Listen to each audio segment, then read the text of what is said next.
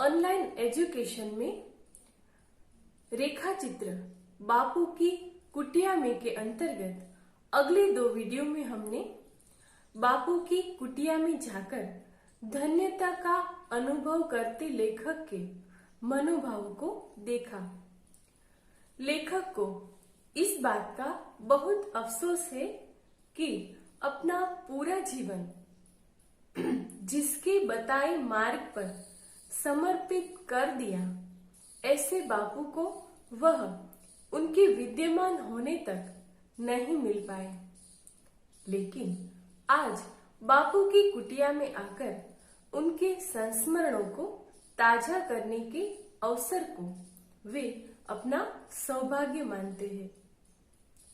हमने देखा कि लेखक बापू के बिस्तरे को रत्न जड़ित स्वर्ण सिंहासनों से भी अधिक गौरवशाली मानते हैं, क्योंकि इतने अधिक समय तक इतना बड़ा आदमी कभी भी उन सिंहासनों के ऊपर नहीं बैठा होगा जितना कि इस बिस्तरे पर बापू बैठे हैं। आज इस रेखा चित्र के भाग 3 में हम पाठ के अंतिम हिस्से का अध्ययन करेंगे, जिसमें बापू की कुछ अन्य चीजें और उनके माध्यम से लेखक की बापू के साथ भावात्मक एकता के द्वारा किस तरह बापू के रेखा चित्र का आलेखन करते हैं और उनकी प्रतिभा को उजागर करते हैं, इसका अध्ययन इस वीडियो में हम करेंगे।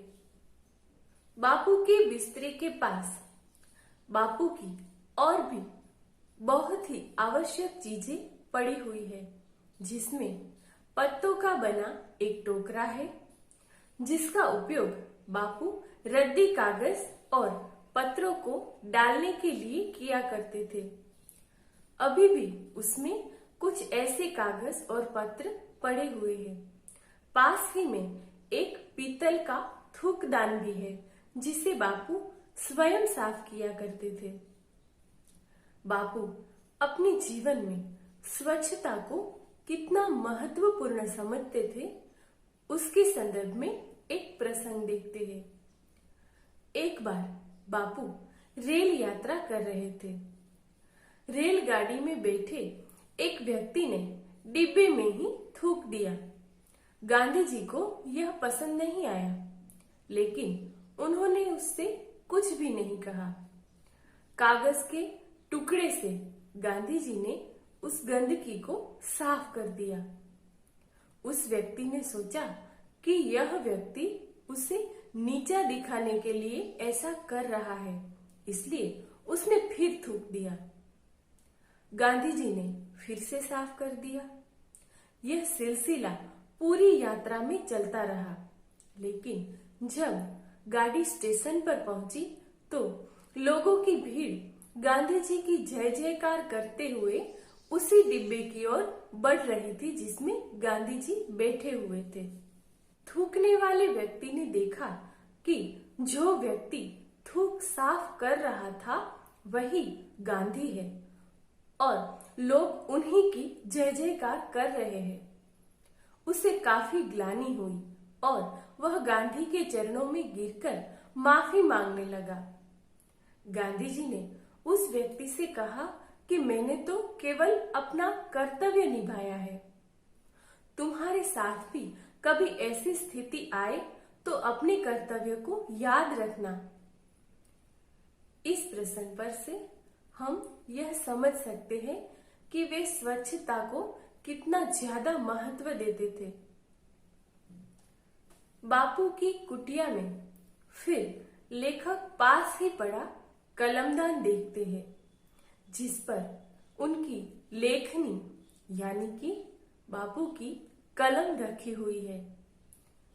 यह वही लेखनी है, वही कलम है जिसने अपनी शक्ति से विश्व के अनगिनत प्राणों को उद्वेलित किया, यानी कि उनको प्रेरणा दी, जिसकी ताकत ने लोगों की चेतना को जागृत किया। पास ही में स्टैंड पर एक पेंसिल पड़ी है और वहीं पर यरवदा चक्र पड़ा है।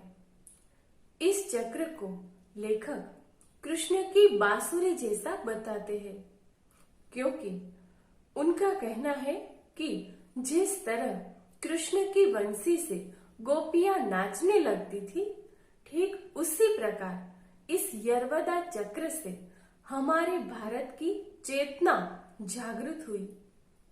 जिस तरह गोपियां अपने आप को भूलकर, अपने सारे परिवार को भूलकर और सारे ही संसार को भूलकर कृष्ण की बंसी से डोलने लगती थी, उसी प्रकार देशवासी भी अपना निजी सब कुछ भूलकर महात्मा गांधी जी के राष्ट्र प्रेम के प्रतीक रूप इस चरखे के साथ जुड़ गए। इस प्रकार यहाँ पर भी लेखक चरखे के महत्व को प्रतिपादित करते हैं। कुटिया में कटाई के लिए पूणी आदि सामान भी चरखे के साथ पड़ा हुआ है। उसके बाद लेखक 3 खानों का बापू का छोटा सा सेल्फ देखते हैं और लेखक उसका भी लेखक ध्यानपूर्वक निरीक्षण करते हैं। लेखक कहते हैं कि बापू को समझने के लिए इस छोटे से सेल्फ को भी अच्छी तरह से देखना और समझना होगा, क्योंकि इस सेल्फ के द्वारा भी बापू का जो मानस संसार है वह झलकता है। इससे पहले इसके ऊपर एक दंपत्ति लारिनर की सूक्ति लिखी है, जिसका भाव है कि यदि सच्ची राह पर हो तो तुम्हें क्रोध करने की जरूरत नहीं है, और यदि गलत राह पर हो तो किस मुंह से आंख लाल पीली करोगे। विद्यार्थी मित्रों, सच्चाई मनुष्य की सबसे बड़ी ताकत होती है। सच्चाई के सामने झूठ कभी भी नहीं टिक सकता। सच्ची राह पर चलने वाला व्यक्ति सदैव निर्भय होता है। उसे अपनी सच्चाई के सबूत देने की और इधर उधर की बातें कहने की कभी जरूरत ही नहीं पड़ती। सच्ची राह पर चलने वाले व्यक्ति को कितना भी उकसाया क्यों नहीं जाता, वह अपना धैर्य कभी नहीं खोता। इसका कारण यह है कि उसे इस बात का पता होता है कि आखिरकार विजय उसके सच की ही होगी। सच्चाई की राह पर चलने वाला व्यक्ति शांतिपूर्ण ढंग से अपने लक्ष्य की ओर आगे बढ़ता है। इस बात का सबसे बड़ा उदाहरण महात्मा गांधी जी है। वे देश को स्वतंत्र कराने का उद्देश्य लेकर सत्य की राह पर आगे बढ़े। उन पर अनेक प्रकार के अत्याचार भी हुए, पर उन्होंने कभी प्रतिक्रिया में क्रोध नहीं किया। वे शांतिपूर्ण ढंग से और निष्ठापूर्वक सच्चाई के मार्ग पर चलते रहे और एक दिन अपने उद्देश्य में सफल हो गए। सेल्फ के ऊपर पत्थर का एक टुकड़ा है, यूं ही उबड़ खाबड़ कहीं से उठा लाया गया है, जिसका उपयोग बापू पेपर वेट की तरह किया करते थे। इस पर से हम देख सकते हैं कि बापू किसी व्यर्थ वस्तु का भी कितना अच्छा उपयोग करने की कला जानते थे।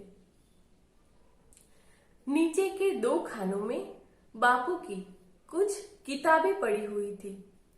पहले खाने में सार्थ गुजराती जोड़नी कोश, रीथिंकिंग क्रिश्चियनिटी, हजरत ईसा और ईसाई धर्म, श्रीमद् भगवत गीता आदि पुस्तकें पढ़ी थी और दूसरे खाने में रामचरितमानस, श्री स्वास्थ्य वृत्ति, आश्रम भजनावली और गीता आणी गीताई आदि पुस्तकें रखी हुई थी। विविध धर्मों की पुस्तकों का यह संचय हमें उनकी धर्मनिरपेक्षता का परिचय कराता है। किताबों के खानों के आगे एक एल्यूमिनियम के डिब्बे में सूत आदि काटने का सामान रखा है और फिर लेखक इतिहास प्रसिद्ध 3 बंदरों को देखकर उसके विचार में खो जाते हैं। लेखक को लगता है कि जैसे पहले बंदर ने बापू की मृत्यु की खबर सुनकर अपने कान को सदा के लिए बंद कर लिया है, दूसरा आंखों को हथेलियों से छिपाकर रो रहा है और तीसरा बंदर अपने मुंह पर हाथ रख करके कह रहा है कि अरे अब हम तुम क्या बोलेंगे। जिसे बोलना था वह तो इस कुटिया को, इस बिस्तरे को खाली करके सदा के लिए चला गया है। यानी कि जिसका एक एक शब्द महत्वपूर्ण था वह तो अब हमें छोड़कर चला गया है। 3 बंदरों के पास में चिकने पत्थर का एक टुकड़ा है जिस पर प्रेम ही भगवान है लिखा हुआ है। एक चित्रकारी की हुई डिबिया, 3 छोटे छोटे डेस्क, छोटा सा कालीन, दीवार से लगा एक तकिया जहां पर अतिथि बिठाए जाते थे आदि सारी चीजों का लेखक ने भावपूर्ण शैली में वर्णन किया है। आगे सारे घर में चटाइयां बिछाई हुई है। यह वही चटाइयां है जिस पर देश विदेश के बड़े बड़े व्यक्ति बैठा करते थे और बापू के मुख से निकले हुए वचनामृत का पान किया करते थे। बापू अपने चरखे को घुमाते हुए उनसे बातें करते जाते। बापू यूं काम करते करते बात करने को इसके माध्यम से जैसे कि हमें चेतावनी दे रहे हैं कि देखो समय बर्बाद मत करो, किसी भी परिस्थिति में अपना काम मत रोको। जिन चटाइयों पर कभी हमारे देश के प्रथम प्रधानमंत्री जवाहरलाल नेहरू, हमारे देश के पहले राष्ट्रपति डॉक्टर राजेंद्र प्रसाद और सरदार वल्लभ भाई पटेल जैसे देश के बड़े से बड़े लोग और सिर्फ देश के ही नहीं लेकिन पूरे विश्व के बड़े से बड़े राजनीतिज्ञ, पत्रकार, साहित्यकार आदि बैठते थे, उसी बिस्तरे पर आज लेखक को लगता है कि मैं अकेला बैठा हूं। इस बात की कल्पना भी उनको भावमुग्ध कर देती है। लेखक इन चटाइयों के ऊपर एक दंपत्ति पर लिखा हुआ वाक्य पढ़ते हैं। लिखा है कि झूठ शब्दों में निहित नहीं है। निहित यानी कि छुपा हुआ या समाया हुआ। झूठ शब्दों में निहित नहीं है, छल करने में है। चुप्पी साध कर भी झूठ बोला जा सकता है। दोहरे अर्थ वाले शब्दों के प्रयोग द्वारा किसी शब्दांश पर जोर देकर, आंख के संकेत से और किसी वाक्य को विशेष महत्व देकर भी झूठ का प्रयोग किया जा सकता है, होता है। वस्तुतः इस प्रकार का मिथ्या प्रयोग साफ शब्दों में बोले गए झूठ की अपेक्षा कई गुना बुरा है। इसका अर्थ है कि किसी सच्ची बात को साफ साफ शब्दों में कहने की जगह किसी बात को उल्टा कर या तोड़ मरोड़ कर पेश करना बापू की दृष्टि से झूठ ही कहलाता है। इसके उपरांत झूठ के अन्य रूप भी है और वह साफ साफ शब्दों में झूठ बोलने से भी कई गुना अधिक बुरे हैं। ऐसे झूठ का आचरण छल और कपट के रूप में किया जाता है। इतना ही नहीं, बापू कहते हैं कि किसी बात को सत्य रूप से अभिव्यक्त न करके, सच बात न कह करके उसे छुपाने का प्रयत्न करना या चुप्पी साधना भी झूठ का ही प्रयोग है। और दोहरे अर्थ वाले शब्दों का प्रयोग करना या फिर किसी शब्दांश पर विशेष भार पूर्वक उसकी अभिव्यक्ति करके आंखों से संकेत करके या फिर किसी वाक्य को विशेष महत्व देकर भी झूठ का प्रयोग हो सकता है। इस तरह ऐसी हरकतों के पीछे छुपा हुआ अर्थ या आशय प्रत्यक्ष रूप में तो हमें नहीं दिखाई देता, पर वास्तव में यह भी बहुत ज्यादा महत्व रखता है और इस प्रकार वे झूठ का आचरण साफ साफ बोले जाने वाले झूठ से भी बहुत भयानक होता है, क्योंकि इसके पीछे इस झूठ का प्रयोग करने वाले व्यक्ति की बुरी नीयत शामिल होती है। सत्य के विषय में महात्मा गांधी जी का चिंतन कितना सूक्ष्म है, यह हम इन विचारों से समझ सकते हैं।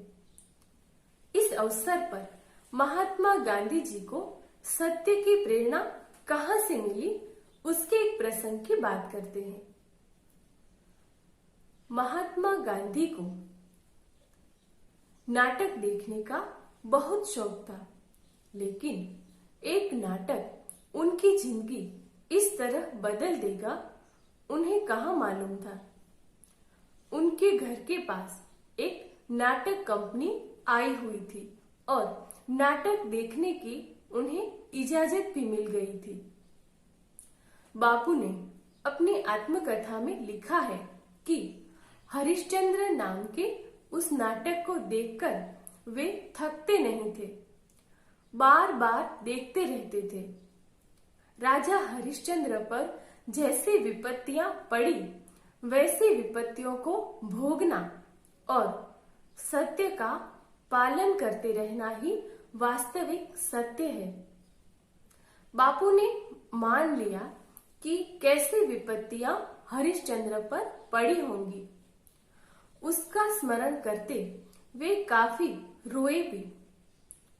उनके मन पर इसका काफी गहरा असर पड़ा और बालक मोहनदास ने निश्चय कर लिया कि सत्य के लिए वह भी हरिश्चंद्र के समान सब कुछ न्योछावर कर देंगे। इस प्रकार हरिश्चंद्र नाटक देखकर राजा हरिश्चंद्र की सत्य प्रियता से अभिभूत होकर महात्मा गांधी जी ने सत्य की राह को चुन लिया। आगे रेखा चित्र के अंत में लेखक 3 भागों में बटी हुई बापू की कुटिया को अपनी आंखों में भरते हुए वहां पर स्थित हर एक वस्तु को अपलक दृष्टि से देख रहे हैं। कुटिया में दरवाजे और खिड़कियों से काफी हवा और रोशनी आ रही है। इस प्रकार लेखक इस रेखा चित्र में बापू की कुटिया में प्रवेश करके भावपूर्ण स्थिति में उनसे तादात्म्य का अनुभव करते हैं और साथ ही बापू से जुड़ी वस्तुओं के माध्यम से उनके रेखा चित्र को आकलित करके उनकी प्रतिभा का दर्शन कराते हैं। प्रकरण के अंत में देखते हैं रेखा चित्र में प्रयोग किए गए कुछ कठिन शब्दों के स्पष्टीकरण का पुनरावर्तन।